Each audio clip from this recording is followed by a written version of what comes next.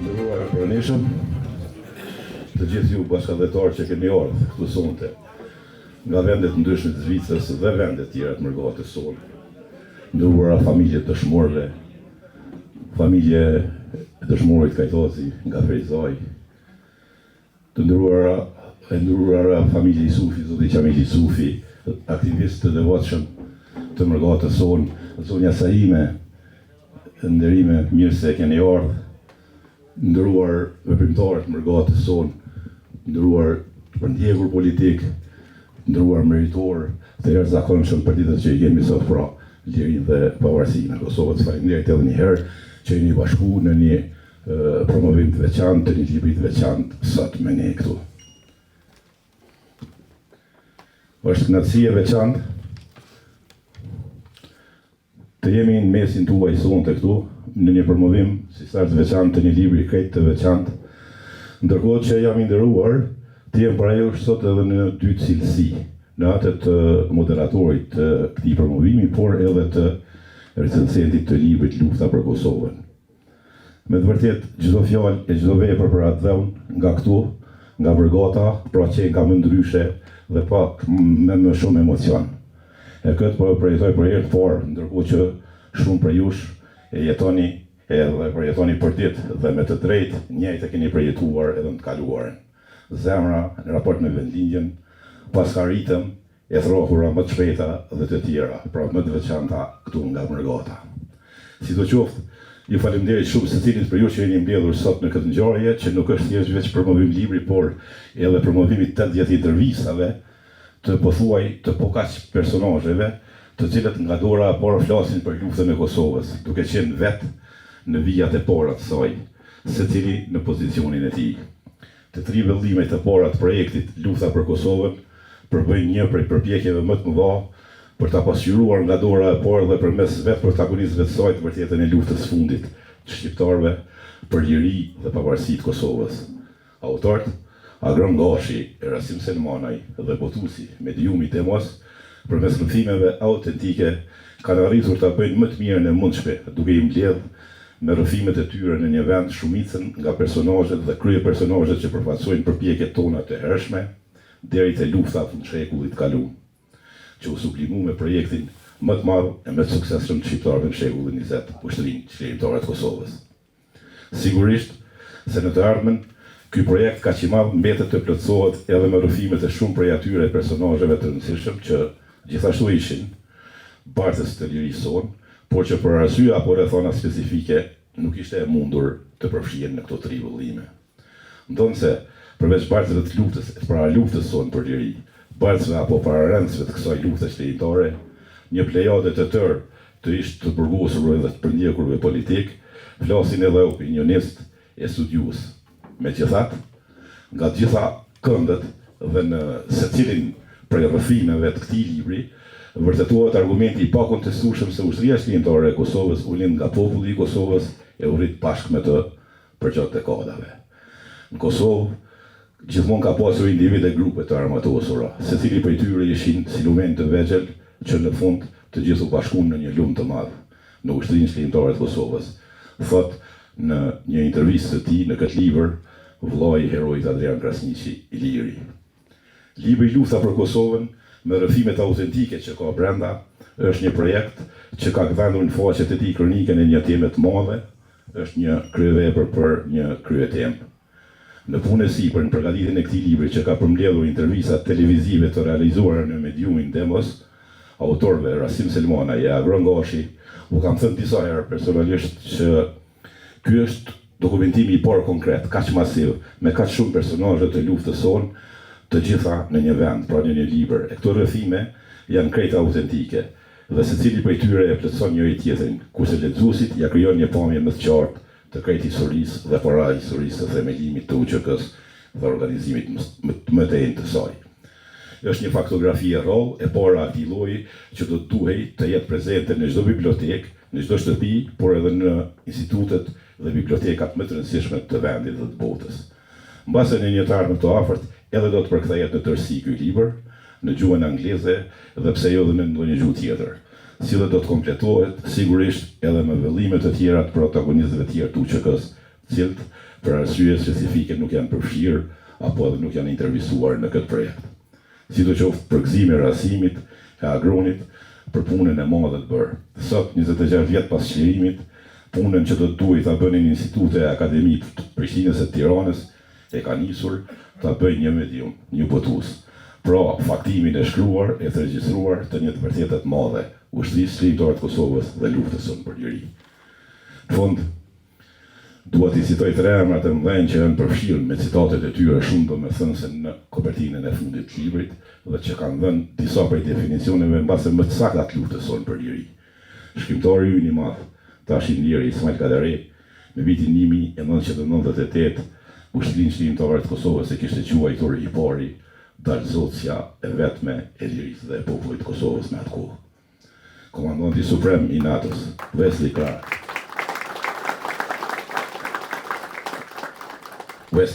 në vitin 1999, pas përfundimit të luftës në Kosovë, tha, generalet e vërtet dalin nga luftrat.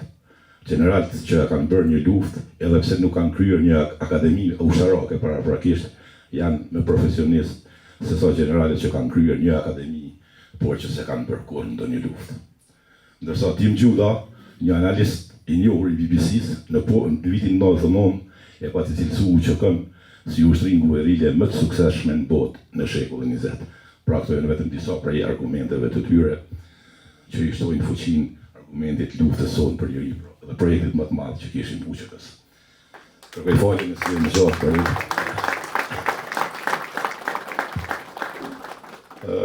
duke i falenduar për prezencën, ne këtu e kemi panelin e nderuar edhe të respektuar që do të paraqiten me fjalët e tyre, respektivisht kujdesat e tyre për këtë projekt dhe për këtë libër, dhe kam kënaqësinë t'i prezantoj zotin Bardhy Mahmuti, veprimtari i hershëm dhe ish përfaqësues politik i Ushtrisë Çlirimtare të Kosovës. Një emër tjetër të veçantë të plejadës së të burgosurve politik dhe një veprimtar i palodhur i kauzës sonë kombëtare, Dr. Sali Sefa.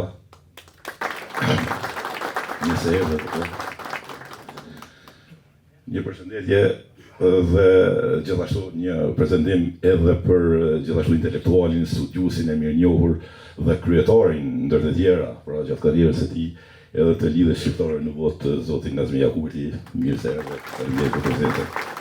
Natyrisht, autori Rasim Selmani është në mesin tonë, i cili po ashtu do të ketë edhe përshëndetje.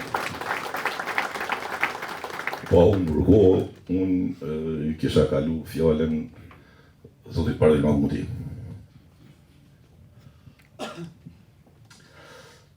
I nderuari Rasim, të dashur pranishëm e bashkëveprimtar.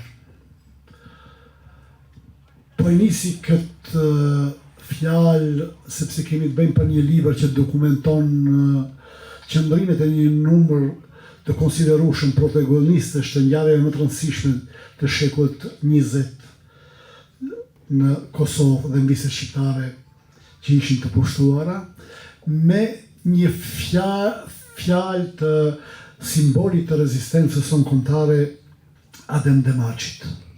E patën pyetur Adem Demaçin rreth orientimit të tij filozofike, ideologjik, tha, unë jam hegelian. Shumë kush prej miqve të mi në atë kohë me të cilët bisedonim nuk e kuptonin çka ka të bëjë Hegeli me çështjen tonë, apo çka ka të bëjë Hegeli me orientimin filozofik të Adem Demaçit e kështu me radhë. Hegeli ka qenë student i teologjisë në kohën kur bëhet revolucioni francez. Dhe ky revolucion e shkund aq shumë sa bjen deri te një konkluzion se njerëzimi për mija vjet ka qenë në një sklavari të tmerrshme. Pej Spartakusit në shekullin e parë në Itali, në perandorin romake në atë kohë, do të thënë që tenton të rebelohet kundër atij pozicioni të nënshtruar dhe të synoj një tjetër trajtim të njerëzve mes veti, e deri te revolucioni francez nuk ka pas në një mobilizim që mund të mbahet mend për daljen nga kjo. çështja e lirisë ka qenë në shpirtin e njerëzve, sepse ai thot për nga natyra njerëzit janë të lirë. Pra është ajo ide e lirisë e cila duhej të gjeje njerëzit që do të mobilizohen për t'i dhënë një formë konkrete realizimit të saj në praktik. I kthehemi çështjes tonë kombëtare. Për mbi 2000 vjet, pe kohës i lirëve, ne kemi qenë të sklavruar herë pe njënës palë, herë pe palës tjerë, nuk kemi nevojë me bëj histori. Më thënë, vjen një periudhë shkurt, ajo e lavdishmja e Gjergj Kastrioti Skënderbeut, që do të shërbej si një moto, një mobilizimi të ri për të aspiru daljen nga sklavëria. Nocioni i lirisë, ideja e lirisë fillon të gradualisht në mbas revolucionit francez edhe te ne. Që mund të dalim si njerëz nga ky sklavërim që na kishte shprum Perandoria Otomane neve si shqiptar. Dhe në këtë kontekst historik kemi njerëz që mobilizohen nga të 4 anët e trojve shqiptare dhe në Prizren krijojnë lidhjen shqiptare të Prizrenit. Ajo lidhje që përcakton një platformë të parë politike, që trason rrugën se drejt cilave shtigje duhet të kalojmë për të realizuar aspiratën tonë kombëtare që territoret e banuara me shumicë shqiptare të konstituojnë një shtet të përbashkët dhe të lirë, e të pavarur. Kjo aspiratë, edhe pse në shikim të parë dështoi pas një lufte të përgjakshme që bani Perandoria Otomane dhe fuqit tjera kundër shqiptarëve, dhe nga ana tjetër që kemi aspiratat ekspansioniste të shteteve fqinje mbi territoret tona shqiptare, dështoi realizimi i aspiratës tonë për liri, po jo ideja për liri. Ajo ide do të vazhdoj të jetoj në shpirtin e njerëzve. Po marrë parasysh a ishte Abdyl Frashëri e personalitetet që u hoqën në atë kohë lidhjen shqiptare të Prizrenit, po do të vinë me kohë njerëz tjerë që do të angazhohen pikërisht në këtë idenë e lirisë. Dhe kjo ide e lirisë do të vazhdojë deri në fillim të shekullit 20, realizimin e një pjesë të territorit tonë kombëtar të shpallë pavarësinë të njihet si shtet i pavarur shqiptar. Përkundër asaj që një pjesë është, pjesa tjetër dërmuese mbeti në pushtimin qoftë serb, malazes, ma vonë Maqedona, se në atë kohë nuk e ka ditë a janë bulgarë, a janë Maqedona, çka janë, edhe në Greqi, domethënë, këto pjesë. Ideja si ide vazhdoi të jetoj edhe mbas kryemëritjeve, domethënë, edhe pas luftës parë botnore, ndërmjet 2 luftrave botnore, në përfundim të luftës botnore, me sa bëjmë këtë historinë, është çështja e idesë. Dhe vazhdimisht kjo ide ndrohet në një strukturë ku njerëzit sot do të hyje Ernesti, Nestor Bardhyli, në radh ndrohen, po ideja si ide mbijetoi, ajo ide e Hegelit që thot ideja për liri, domethënë zu vend edhe synon të marrë për masa botnore, domethënë çdo popull do të synoj të gjejë të drejtat e veta legjitime, se për nga natyra çdo njeri është i lindur të jetë i lirë, e vetëm raportet ndryshme të forcash e skllavorojnë. Edhe vjen puna, domethënë, në atë periudhë ku 1978 kremtonim 100 vjetorin e 1878-s të asaj lidhje shqiptare të Prizrenit. Kjo është një periudhë kyç për historinë tonë të mobilizimit tonë, që përmblidhen një pjesë e konsiderueshme e njerëzve që kanë qenë pjesëmarrës në formasimin e asaj aspirate tonë, që do të gjeneroj edhe më vonë që i përmendi edhe Ernesti në krimin ushtrishtare të Kosovës dhe çlirimin e një pjesë të territoreve që kishin mbetur në okupimin slav. Kjo periudhë përkon me një kontekst politik dhe gjeografik që ka qenë nën sundimin komunist Jugoslav një partijak.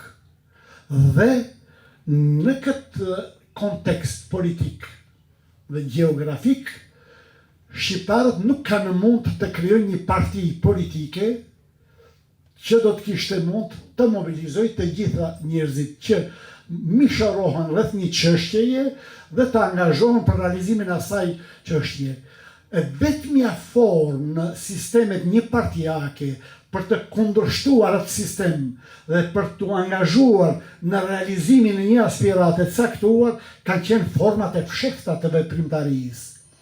Dhe në qoftë se lexoni me vëmendje 80 dëshmitë e njerëzive, nuk kanë çështje divergjencash rreth asaj ideje për cilën janë bashku, realizimin e të drejtave tona.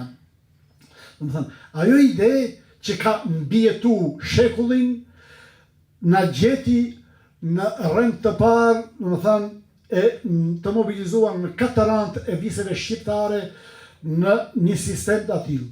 Mbas burgosjes së një pjesë të konsiderueshme të veprimtarëve, u takuan Rasimi e Bardhyli, Ernesti në Përburgje dhe aty dolën, domethënë që pa marrë parasysh prej nga të gjithë kemi pas një qëllim të caktuar.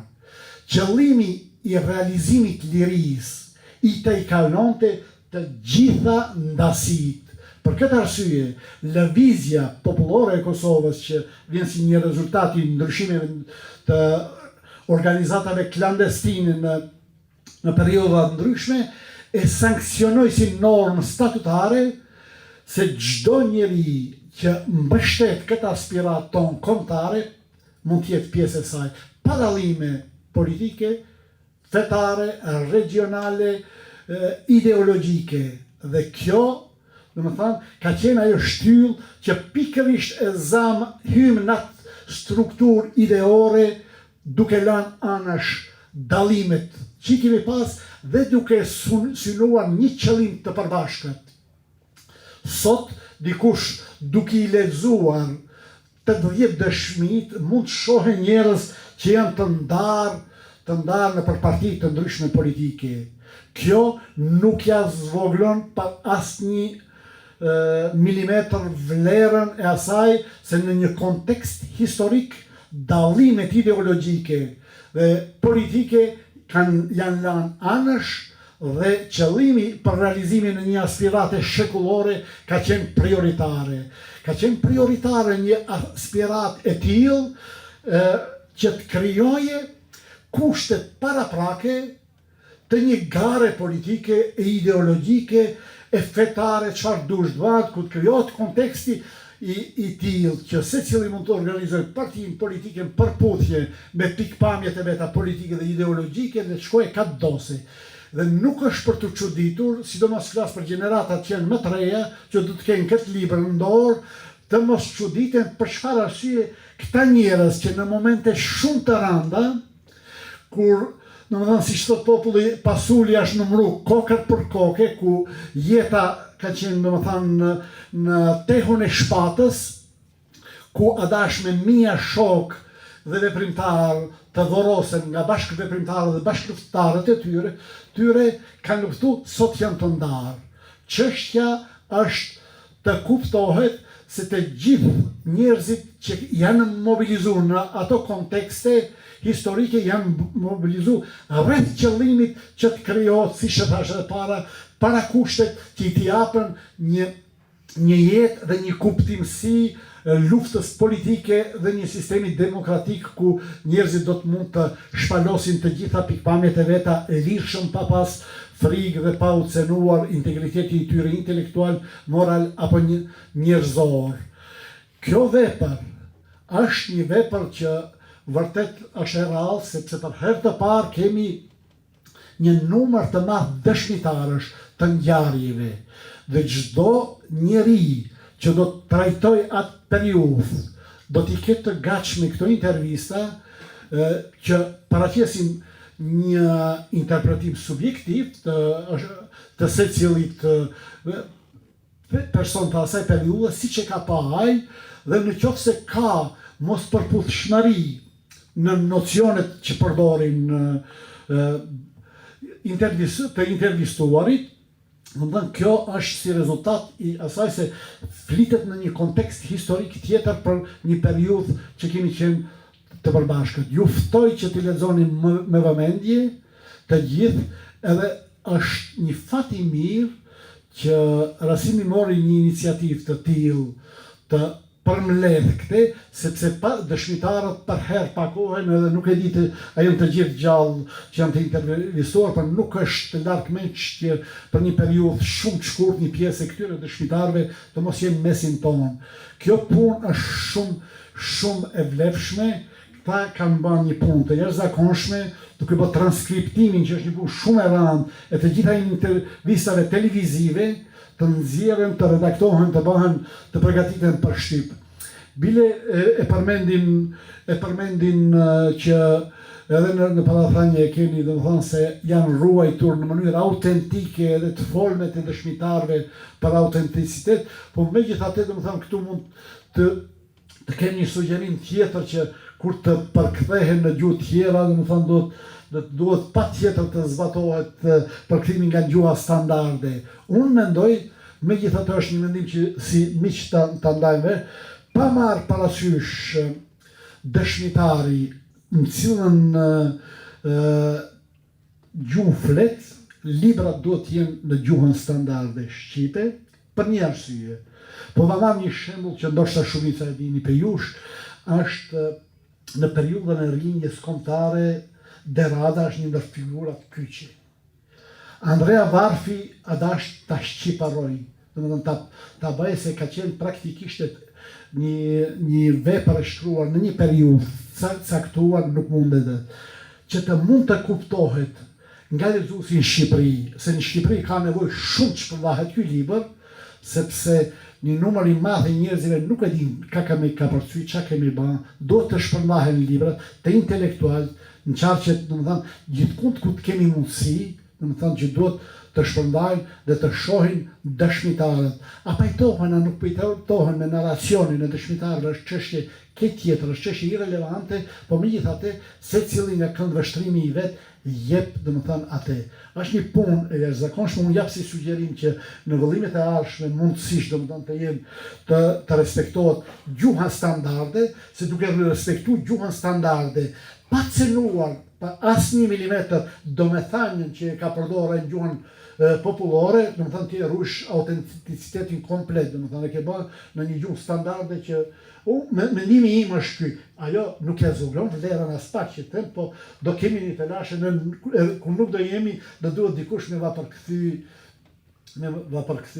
Unë vërtet përgëzoj për punën e jashtëzakonshme që ke bën, edhe që e ke opshu këtë mundësi që njerëzit e interesuar të kenë vërtet në dorë një material të dëshmitarëve që kanë kalu në këtë atë periudhë vërtet vendimtare. Jemi tu afru gati gjysmë shekulli, se nëse e marrim prej viteve të 70 në fillim, jemi te gjysmë shekulli kur kanë filluar organizimet që i dhanë atë formë, se organizimet nuk janë dalë në atë idenë e çlirimit, edhe Bacadem, edhe ai tjetër kanë hyrë. Për këtë arsye, çështja e Bacadem, që thotë unë jam hegelian, ka pikërisht këtë vlerë. Ta dim se ideja e çlirimit është ajo ide që do të mbaj gjallë shpirtin liridashër të çdo njeriu.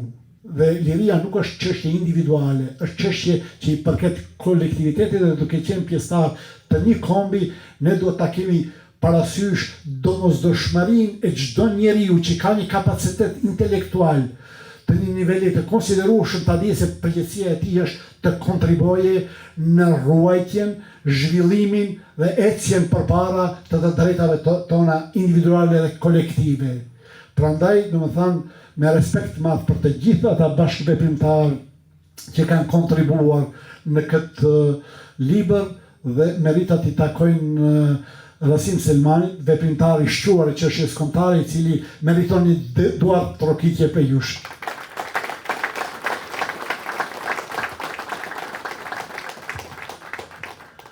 takime tilla në promovime dhe të këtij niveli dhe të kësaj rëndësie sigurisht që janë mbështet gjithmonë edhe prej mërgatës unë po e kanë gjetë për ju mbështetjen. Për përkrojën e pakursyeshme për këtë ditë sotme, një përshëndetje dhe një falënderim shkon për angazhimin e vazhdueshëm të zotit Qamil Berisha, zotit Latif Berisha. Pastaj edhe një përshëndetje për prezencën me prezencën e tij që na nderon Isha Tasheu i Republikës sonë në Berlin, zoti Qavit. Drejt përshëndetje. Sigurisht që ka edhe shumë të tjerë që nuk po mund për shkak të kohës t'i veçoj me emra, por faleminderit edhe një herë për prezencën edhe atë që jeni pra gjithë këtu bashkë. Mjesin tonë pra është, si thash edhe më herët, një emër i veçantë i plejadës së burgosurve politikë dhe një veprimtar i palodhur i kauzës sonë kombëtare. Doktor Sali Sefa. Doktori i nderuar ka fjalën për një faleminderit edhe një herë.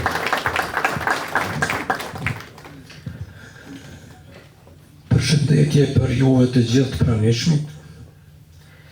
Falënderim dhe përshëndetje të veçantë për autorin e librit Rasim Selmanaj, i cili na ka të buar sot këtu dhe po ndihemi shumë mirë.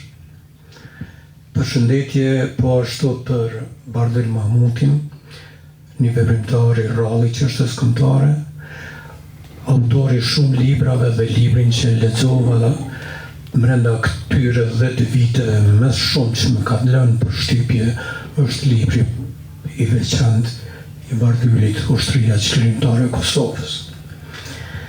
Edhe për Ernestin faleminderit shumë dhe përshëndetje për ju.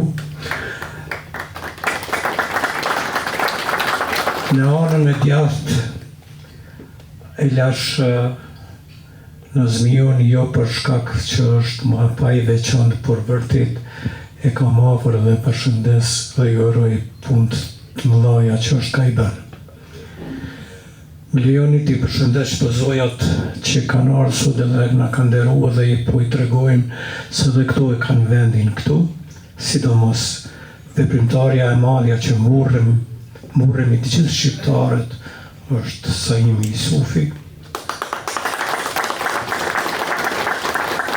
Kemi atasheun e parë në Berlin, Gjavit Sadriu, miku im i dashur, mirë se ke ardhur në Berlin. Profesor Dr. Alban Neziri, një figurë, një emër një shkencës në mjekësinë zvicrane. Përshëndes. Kërkoj shumë falje që ka këtu aq shumë veprimtar që duhet përshëndetin, Agushi, Bajramulaj, të gjithë të tjerët. Mirë se keni ardhur dhe ju falenderoj shumë që jeni këtu bashkë me ne. Por do ta bëj edhe sot një veçanti. Kishte qenë njëni edhe ja qesin i samar me dru në shpinë edhe lodhët atë shumë sa thotë o Zot hajde merr ma shpirtin. Po kur i dul Gjebraili përpara, më thirrë, tha jo bre thash, ndreq ma pak samarin.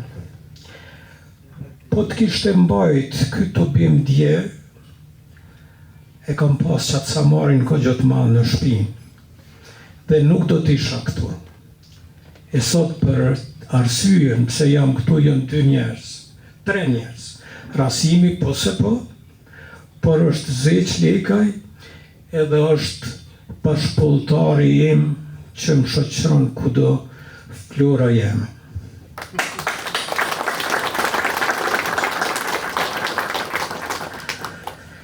Unë do të flas diçka për kohën më të re dhe do të nisëm prej 2 komenteve të 2 generaleve që thonë për librin. Pasi që librin ende nuk e kam pas në dorë, do të flas diçka më shumë për çështje që po na mundojnë dhe çka i kemi në përditshmëri. Rasimi i bashkon etapat e jetës, lëvizjet ilegale si familje me të gjithë vëllezërit. Rasimi përfaqëson vujtjen e luftës, vujtjen e burgut, ndërsa familja e tij përfaqëson luftën dhe është familje dëshmori. E tha i madhi generali Ramosh Haradinaj.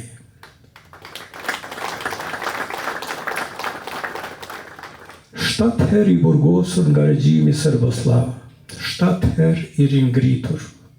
Ky është Rasim Selmanaj, njeriu i penës së çështjes kombëtare.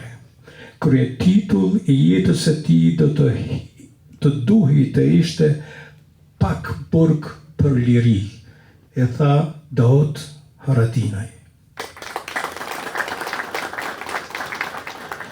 E kush pra na qenë ka Rasimi? I lindur me 8 mars 1963 në Glogjan të Deçanit, në Glogjanin e Smajl Haradinajt, në Glogjanin e Ramosh Haradinajt, në Glogjanin e Rasimit. Glogjani heroik që dha shumë për lirinë e Kosovës. Rasimi me profesion është biolog dhe kimist, por që nga viti 1980 i pandalshëm, veprimtar i pandalur dhe gjithmonë aktiv. Ka organizuar dhe ka formuar organizatën Shqiponia, që ishte pjesë e Komitetit Deçanit, të cilën e përshkruan shumë bukur profesori i nderuar i burgosur i politik Hasanuk Hoxhaj. Për shkak veprimtarisë së tij adhetare, regjimi gjithmonë e kishte në sy dhe e burgosi në vitin 1983, 81, 83, 92, 98, pikërisht në ditën e luftës direkte në Dugaxhin. Arrestohet nga forcat serbe, gjykata e qarkut Leskovce dënon 6 vite burg për të dalur nga burgu në vitin 2001. Rrugtimi me Rasimin është histori e gjatë, pikërisht histori që duhet të dokumentohet në libra. Një familje e tërë dhe një jetë e tërë kushtuar Dheut qysh nga vitet të 80, në lëvizjet e para për liri, kur pak kush guxonte dhe të mendonte, e le më të vepronte. Dhe familja tim përgjithsisht e ndjekur politikisht. Aliu Nazmiu bashkë me Smajl Haradinaj. Kur përmendet emri Smajl Haradinaj, rënqethet trupin përgjithsi. Një kolos i madh i çështjes kombëtare bashkë me Jusuf Gërvallën. Mund afër të këtyre dy njerëzve brumosët ngadalë edhe Rasimi. Aty u brumosën edhe djemtë Smajlit, Nasimi dhe Artan, pastaj Ramushi me Daudin, pastaj Shkelzini edhe Luani, heroi të kombit. Kështu që emri Smajl Haradinajt në Dugaxhin është emri më emblematik i veprimtarëve të çështjes kombëtare. Mysafiri ynë i sotshëm, Rasim Selmanaj, promovimin e sotëm është libër voluminos që përbëhet nga 3 vëllime e që tregon rezistencën gjysmë shekullore me rrethime autentike nga ish luftar, ish burgosur politik e ish veteran të luftës së shumë vujtur të Kosovës. Lufta për Kosovën e autorëve Rasim Selmanaj dhe Agron Gashi është vlerësuar lart duke u quajtur tapi për sakrificën e Kosovës. Një thënie shumë e bukur dhe shumë e vlerësuar. Rasimi përfaqëson edhe vujtjen e luftës gjatë luftës. Ai në secilën etapë edhe në burg nuk është dorëzuar kurrë. Në çdo detyrë që ka marrë, edhe si kryetar komune, edhe si deputet e ka kryer me përgjegjësi të plotë. Sot, ne edhe një herë po e gëzojmë një sukses të Kosovës që është vepër e Rasimit dhe Agronit. Sikur mos të kishte ndodhë brezi i patriotëve të kohës që kundërshtuan Jugosllavinë, nuk ishte lindur as brezi i ardhshëm, nuk ishte lindur ndoshta as OÇK-ja. Ta marrim me mend, në ato regjime të hekurta, në gjyqet jugoslave, cilët shpesh herë na dënuan dhe gjykuan në emër të popullit, në vend që aty t'i përkullishim ati gjyqi, ne nuk e njefshim. Rasimi nuk e njefte atë gjyq, dhe në vend që ta njef gjyqin, thoshte rroft Kosova Republikë. Kjo është vëllezër e motra, ky është guxim. Ky është guxim i cili duhet të vazhdoj edhe me tutje.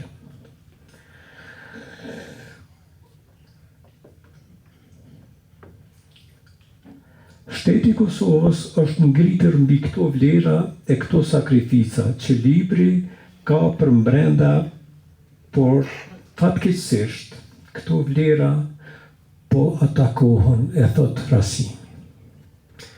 Shumë interesant. Gjatë gjithë kësaj historie, gjatë gjithë këtyre burgosive, gjatë gjithë këtyre vrasjeve, gjatë një lufte të përgjakshme që ende nuk i kemi as eshtrat e bashkëdhetarëve tonë. Sot gjejmë kohë dhe atakohen fytyrat më eminente të kombit. Atakohen njerëzit që kontribuan mas shumti. Atakohen të gjithë ata që nuk i shkon për shtati dikoj. Pyes vallë, ku mbeti ky populli jonë? Çka është duke u bërë me ne? Pse po ndodh kështu? Por çdo ditë lexojmë këto atakime, nën vlerësime e deri te urrëtiet e fyrjet bile dhe të vdekurve. Fyrje e sharje për të burgosurit edhe në Hagë. Pyetja ku është, pse, ku është zëri i institucioneve. Fjalën e sotme do ta mbyll me bashkautorin e librit Agron Gashi, i cili tha se libri është një thirrje për vetëdije nacionale e institucionale. Si mund të jetë, ai shtron pyetje, si mund të jetë bandit ai që e barti në shtëpinë vllain e tij të vdekur? Ju lutem. Si mund të jetë bandit që ai u doq e u poq në përburgje? Edhe kjo është një pyetje shumë e rëndë. Me një fjalë, libri Lufta për Kosovën bën thirrje për vetëdije nacionale e institucionale. Me këtë fjalë, ju falenderoj dhe përmbyll fjalën time, duke ju uruar ndëgjim shumë të mirë edhe përcjellje që libri të lexohet, sikur e tha Bardhyli, jo vetëm në Shqipëri, por edhe në Kosovë, që shumë shpejt kanë harruar se çka ndodhi dje në trojet tona. Faleminderit shumë.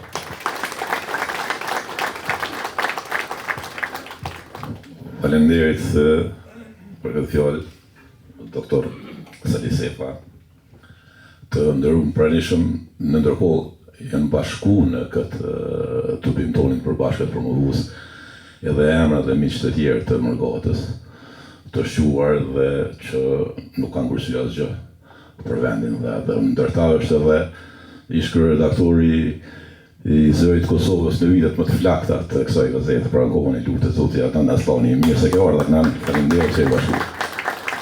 I njohur edhe si kreatori i emblemës së ushtrisë lejmëtare të Kosovës. Adnani është edhe protagonist në këtë libër njëkohësisht. Një përshëndetje të radhës, në fakt fjalë të radhës me këtë rast në promovimin e librit Lufta për Kosovën, dhe ka studiuesi Nazmia Kurti, njëherësh dhe ish kryetar i Lidhjes Shqiptare në botë. Faleminderit shumë. Edhe aktuala, më fal. Kërkoj ndjesë. Gabimet janë.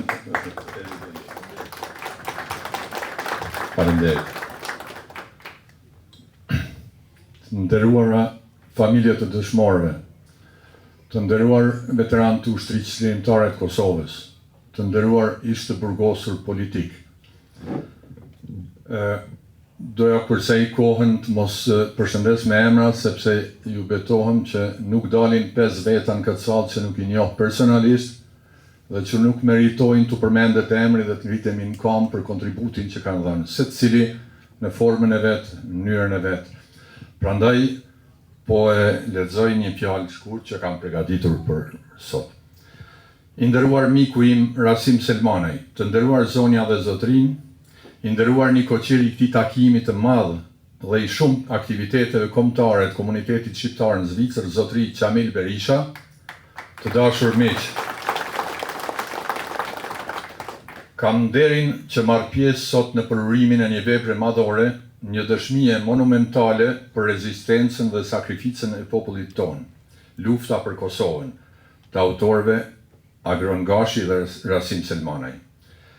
Ky botim në 3 vëllime i përmasave të një arkivi të gjallë përmban mbi 2000 faqe rrëfimesh autentike, dokumente dhe përjetime të drejt për drejta mbi rezistencën gjysmë shekullore të shqiptarëve kundër shtypjes serbe, e veçanërisht për luftën e fundit të ushtrisë çlirimtare të Kosovës. Rasim Selmanaj, përpos si studiues që i ka mbledhur dhe renditur faktet në këto 3 vëllime, ai është vetë dëshmitar dhe pjesëmarrës aktiv në këtë histori të dhëmshme, por krenare të Kosovës. Ai dhe familja e tij kanë kaluar në përvojtjet më të rënda në kazamatet serbe, por asnjëherë nuk u përkulën përballë dhunës dhe padrejtësive të pushtuesit serb. Rasim Selmanaj menjëherë pas përfundimit të luftës së lavdishme çlirimtare, ku ishte pjesëtar aktiv, uli armën për të vazhduar luftën në rrafshin politik dhe intelektual, për të vërtetën dhe të drejtat e popullit tonë. Ai është gazetar, publicist, autor i përkushtuar dhe një figurë e shquar politike, që me një dinjitet ka përfaqësuar qytetarin dhe kauzën tonë kombëtare, si kryetari i komunës së Deçanit dhe si deputet në Kuvendin e Kosovës. Ky vëllim që po e përurojmë sot është një pasqyrë historike dhe testament për brezat e sotëm dhe ata që do vinë. Është thirrje për të mos harruar, për të mbrojtur të vërtetën dhe për të ndërtuar të ardhmen mbi themelet e sakrificës dhe heroizmit tonë kombëtar. Unë mendoj që të gjithë ne, e veçanërisht të mbijetuarit e torturave në burgjet serbe dhe të masakrave dhe gjenocidit serb në luftën çlirimtare, kanë një detyrim të shenjtë, të arrëfejnë historinë brezave të ri dhe ta përjetësojnë të vërtetën. Siç thoshte atë Zef Plumbi, rno për me kallëzue. Sepse vetëm duke treguar të kaluarën tonë me fakte, ne mbrojmë sakrificën e të rënëve dhe sigurojmë që historia të mos përsëritet kurrë. Ky libër është një shembull i fuqishëm i kësaj përgjegjësie dhe një thirrje për të mos harruar. Prandaj sot, me respekt dhe mirënjohje të thellë, ju uroj autorëve Agron Gashi dhe Rasim Selmanaj suksese të mëtejshme në misionin e tyre fisnik për të ruajtur dhe ndriçuar të vërtetën historike të popullit tonë. Ju faleminderit.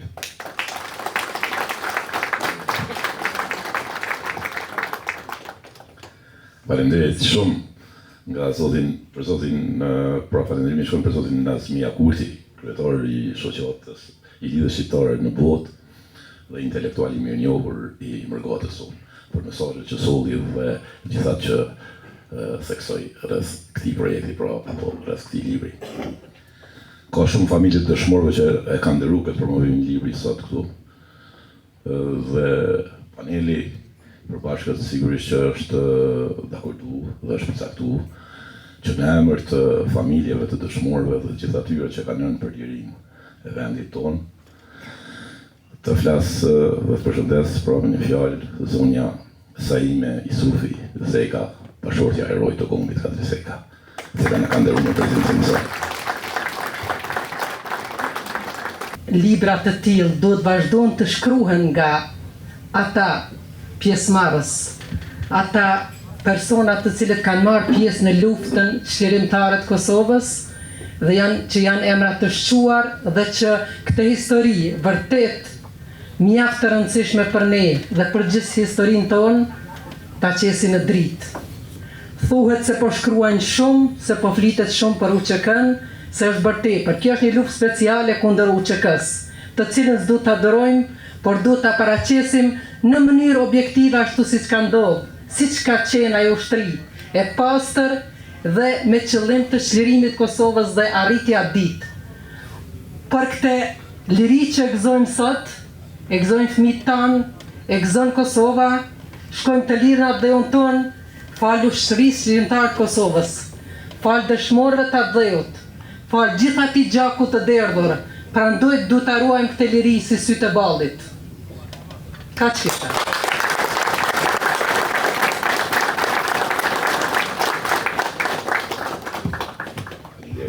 Në fund, të ju falenderoj gjithë për pjesëmarrjen dhe panelistët për kontributin e dhënë në këtë promovim. Fjalën në pjesën folore ka tash autori njëri nga bashkëautorët e këtij projekti, zoti Rasim Selmuanaj, ishi përndjekur politik, ishte deputet në Kuvendin e Kosovës, u theqë si disa mediave para dhe pas luftës në vendin tonë. Zoti Selmuanaj.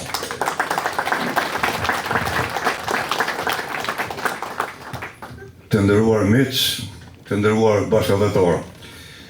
Dëshira ime është me ju përshëndet të gjithëve, secilin për juve me emër, por po du me ju kursy, prandaj edhe njerë faleminderit gjithëve nga zemra për këtë respekt edhe nderim që sot na keni bërë këtë ngjarje kulturore, pra në promovimin e librit Lufta për Kosovën në 3 vëllime. Dëshiroj me falenderu Nikoqirin e këtij takimi Çamil Berisha, shokun e klasës dhe shkollës, edhe për koincidencë kemi disa të përbashkëta, ishim dytë nxënës të përjashtuar të asaj kohe, nxënës të burgosur edhe të përsekutuar. Çamil, faleminderit shumë për këtë respekt që na ke bërë edhe për këtë organizim. Faleminderit. Po ashtu i përshëndes dhe i falenderoj panelistët që njëkohësisht janë miq të mi, Ernest Luma, Bardul Mahmuti, Sali Sefa, Nazmia Kurti, edhe faleminderit shumë Saime Isufi. Dhe du me bëni përjashtim, du me bëni përshëndetje për Albinën. Albina është vajza e motrës time, përndryshe është motra e herojt kombit Luani Monej.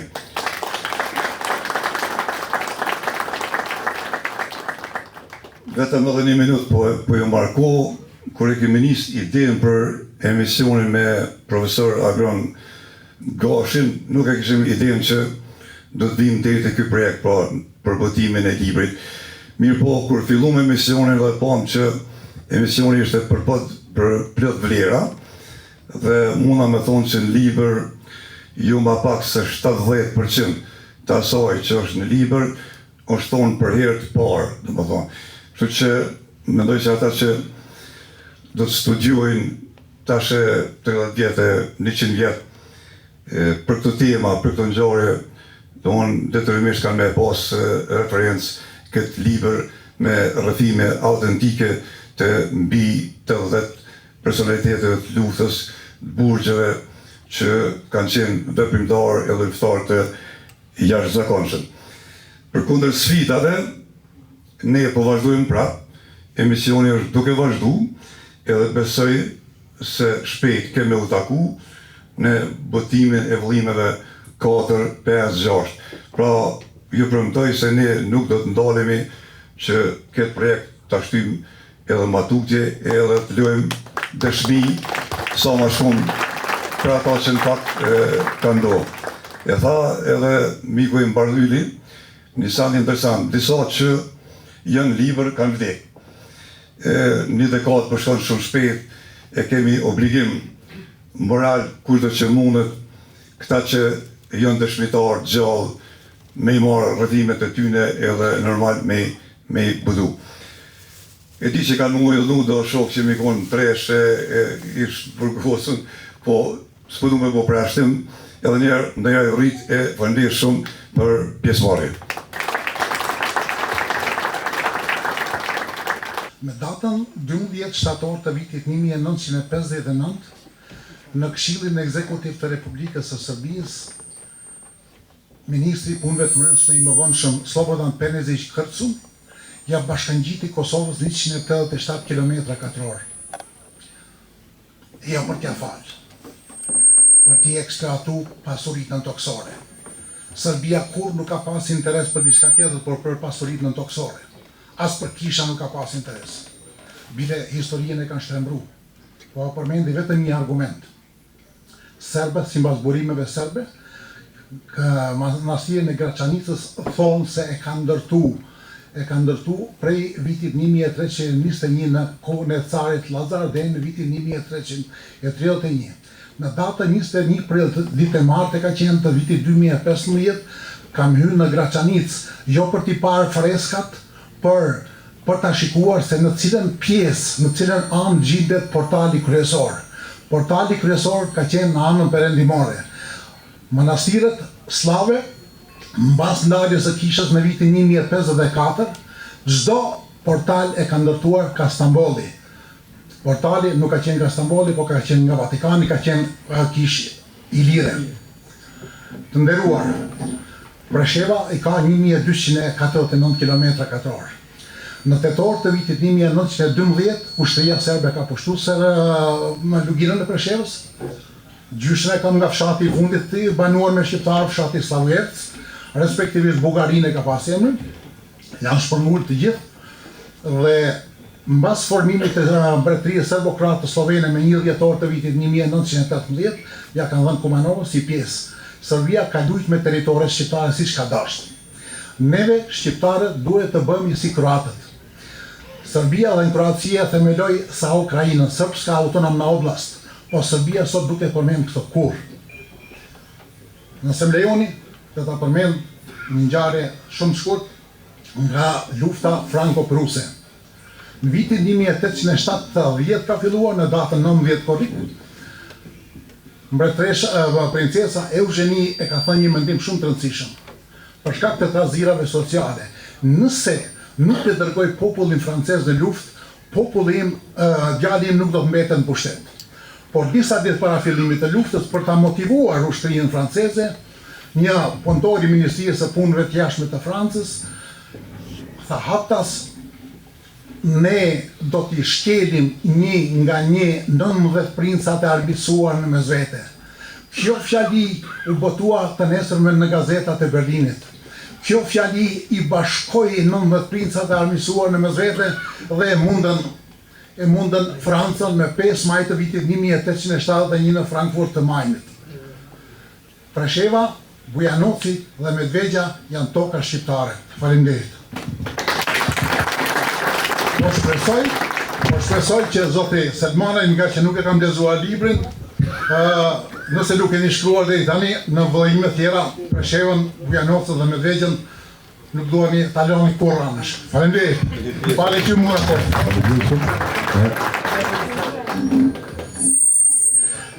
Quhem Brian Qeku, se bota në man të marrë fjallën fare, me gjithë se jam treshe i parë i Rasim Selmonit, nuk deshta prezentona apo të foli diçka, po më detyroj një san ma madhe. Sot është përvjetori i Fitnet e Ramosaj dhe kërkoj 1 minutë heshtje për ndërimin, veprën dhe sakrificën e Fitnet e Ramosaj.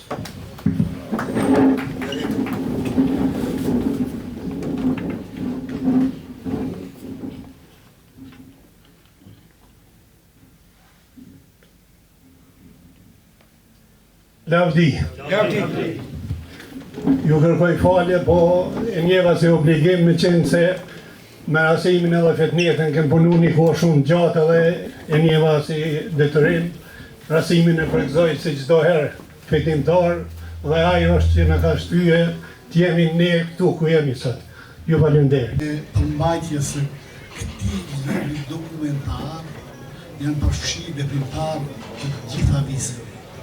E ke Pej Bedri Islamit nga Shkodra, e ke Adnan Aslanin nga Presheva, e ke Ali Ahmetin nga Kërçova, Bardhyl Mahmudi nga Tetova, i ke Drenica Kellapian e të gjitha viseve shqiptare, të cilët në një kontekst të caktuar janë mobilizuar rreth një aspirate për të realizuar atë që kanë arritë të realizojnë. Prandaj këtu nuk është një pyetje çështje t'i ndajmë këtë apo atë. Është një aspirat ku herë unë apo dikush para meje që ka lind para meje se s'kemi lind të gjithë njerëzit në jetën kohë, kemi hyrë pikërisht në logjikën e idesë si aspirat shembullore dhe kemi dhënë secili në mënyrën e vet një kontribut modest për ta çuar punën përpara dhe për me prodhet deri këtu. Prandaj është një merit e jashtëzakonshme se është gjithë përfshirëse, domethënë edhe pse nuk i ka shterë të gjitha rrugët, shpresojmë që në vëllimet e ardhshme 4-5-6, ndoshta edhe shkruaj edhe më shumë, do të bëhet një përmbledhje e një dokumentacioni shumë të rëndësishëm. Faleminderit. Nëse nuk ka dikush ndonjë pyetje apo diskutim tjetër, a ka edhe dikush tjetër? Në rregull. Atëherë unë ju falenderoj gjithëve për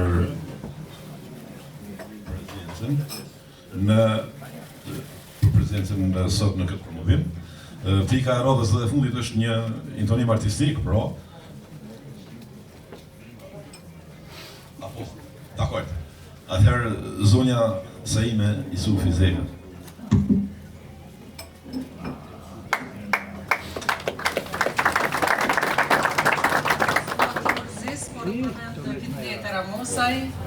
Dhe vërtet është, si thua, është një grua rrallë, një luftëtare rrallë, të cilën s'do ta harrojmë, është një heroinë e Kosovës, e dhëut e Shqipërisë, e shqiptarisë, dhe me që jemi edhe në prill në përjetore demonstratave në Kosovë dhe në Perëndim, më 11 prill është mbajtur 81, është mbajtur demonstrata e parë në verd të Zvicrës. Ka disa veprimtar këtu që janë prezent sot dhe kanë marrë pjesë në atë demonstratë, e para demonstratë që është organizuar dhe janë mbajtur edhe 8 demonstrata tjera në gjithë Evropën, në balë të cilave ka qenë Kadrizeka, pastaj bashkuar Bardosh Gërvalla, Jusuf Gërvalla dhe veprimtarët e tjerë. Prandaj është një datë kjo historike pas atyre ngjarjeve në Kosovë. Falenderoj shumë, zonja Saime. Erdhëm pra në fund të këtij promovimi dhe të këtij takimit përbashkët. Ju falenderoj edhe një herë në emër të panelit dhe të autorit apo të bashkautorëve për prezencën. Pika e fundit është një pikë artistike, pra që një këngë që do të intonohet në kitar nga Malon Islama, ishte një për koincidencë edhe bashkëpërfundimtari i rasimit në kohët e vështira.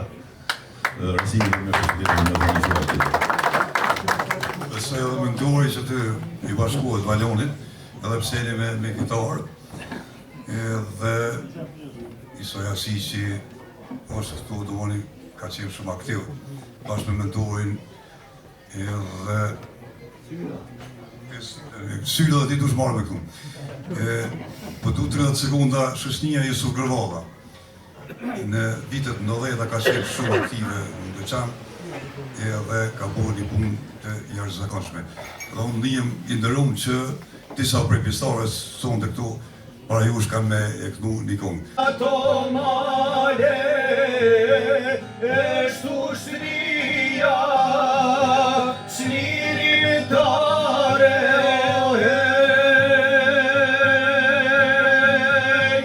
kush lufton për këto të rojen, kush Kosovës i bën roje,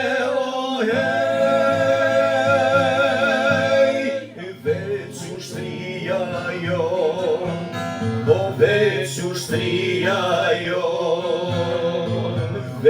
që ushtria jonë.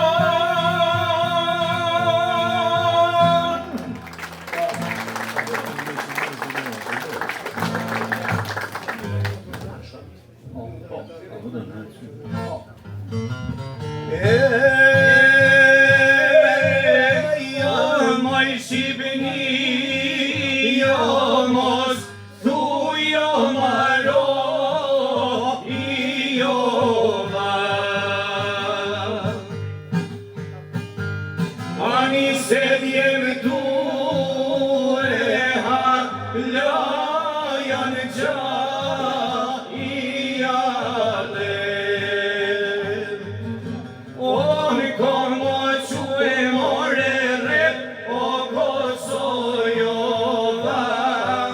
e bajni lufte në balë për baji, e i ale.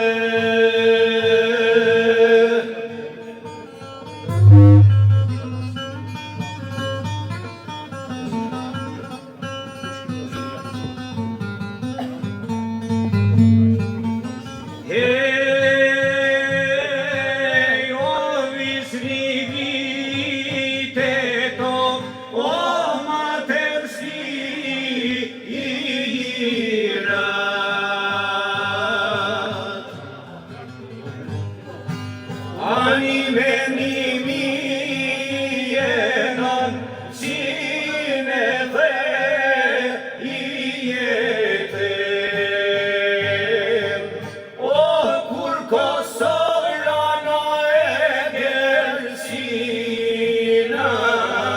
dojnë me zbit o qdo gjami dhe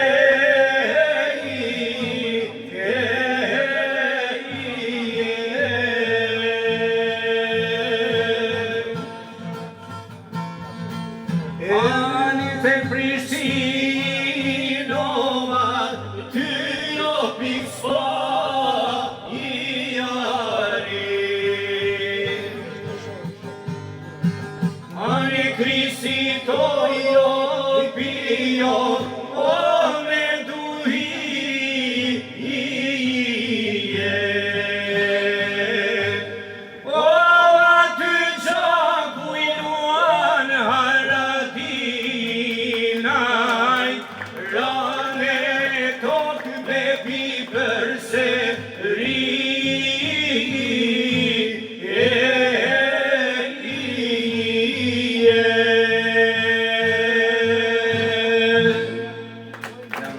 Faleminderit.